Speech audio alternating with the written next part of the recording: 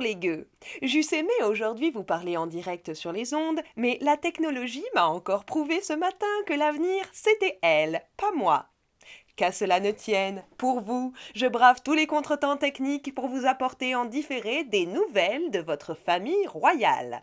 Parce que votre famille royale, c'est comme votre grand-mère en maison de repos, si on ne vous appelle pas pour vous donner de ses nouvelles, vous n'en prenez jamais. L'Angleterre, elle, est bonne fille. Dès que le petit prince George peine à aller à la selle, tout le peuple se soumet au régime riz complet poireau cuit, uniquement par solidarité avec l'enfant. Cela a aussi ses mauvais côtés. Depuis la sortie de la saison 4 de la série The Crown, Camilla Parker Bowles subit à nouveau un odieux slut-shaming de la part de ceux qui lui reprochent son antique statut de maîtresse princière. Je reformule, on reproche à Camilla que son actuel mari ait trompé sa femme de l'époque il y a 40 ans. Je vous l'accorde, cela n'a aucun sens, comme cette dernière phrase. Bref, votre famille royale, je vous rassure, n'a pas le mauvais goût de se livrer ainsi à l'avidité des tabloïds et ne donne pas lieu à d'aussi vulgaires bruits de couloir. Au contraire, dans son infinie magnanimité, elle a tenu à maintenir le traditionnel concert de Noël retransmis chaque année à la télévision nationale belge. Le bon peuple belge, privé non pas de messe, Dieu merci, seulement de cinéma, de théâtre et de toute forme d'art vivant depuis le 12 mars dernier, à l'exception d'un timide relâchement de l'été, le bon peuple belge, disent, aura pu se consoler le dimanche 20 décembre devant la Troie ou la Haine, en écoutant le programme concocté par leur majesté en toute sécurité, puisque le véritable concert s'est tenu à huis clos. Et quel était-il ce programme, Madame la Marquise, me demanderez-vous en grillant d'impatience? Eh bien tout d'abord, c'est une chorale 100% féminine, Girl Power, wouhou, qui a revisité des tubes pop-rock de groupes aussi décoiffants que Linkin Park et Coldplay. Quelle folie, quelle ambiance! Et du côté des solistes, Madame la Marquise, mes amis, c'est là qu'est toute l'originalité.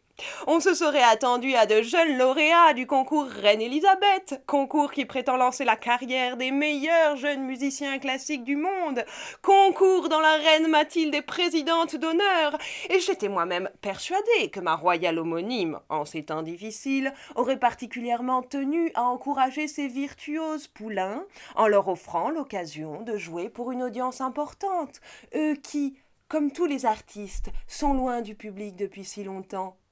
Mais rien de tout cela, malheureux, c'eût été tellement attendu. Non, pour réellement surprendre le peuple belge, pour lui offrir un spectacle qui allait tout à fait lui faire oublier les privations de l'année écoulée, ce sont la princesse Éléonore et le prince Emmanuel qui ont mouillé la chemise et nous ont chacun infligé un morceau péniblement appris, probablement pour occuper l'ennui de leur mois de confinement.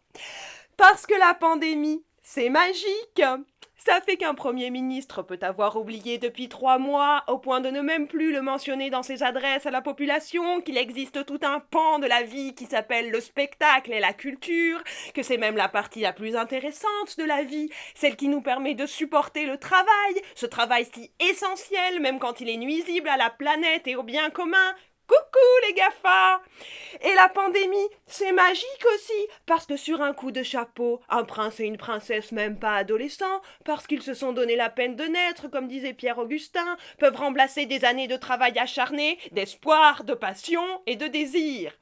Vous savez combien d'heures par jour ça travaille un musicien classique? Vous savez à quel âge ils commencent, les solistes qui arrivent au concours Reine Elisabeth, et même ceux qui n'arrivent pas jusqu'aux portes du concours?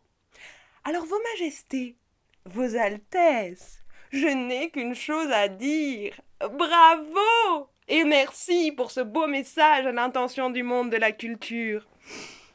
Et vous, artistes, saltimbanques, gueux d'entre les gueux, n'oubliez jamais qu'en plus d'être non essentiel, votre savoir-faire reste à la merci des grands de ce monde. Ce sont toujours eux qui vous donneront les moyens d'exercer, et qu'ils appellent cela patronat, mécénat, subside, intermittence, statut d'artiste. Ils feront toujours en sorte que la juste rétribution de votre travail sonne comme une généreuse aumône de leur part.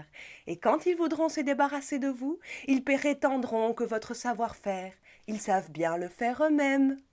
Sur ce, retournez faire la manche sur les réseaux sociaux et bonne année quand même!